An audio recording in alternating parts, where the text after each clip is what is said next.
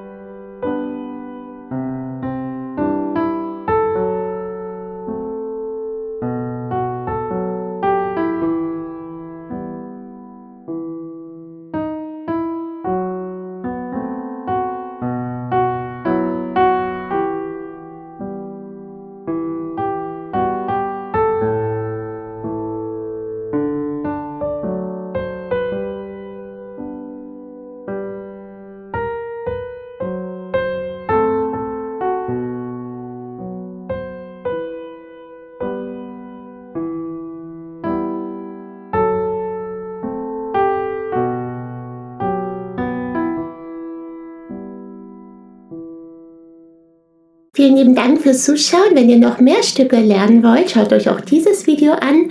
Desto mehr ihr spielt, desto besser werden eure Fertigkeiten am Klavier. Die Noten zum Stück findet ihr unter diesem Video in der Infobox. Bis zum nächsten Video.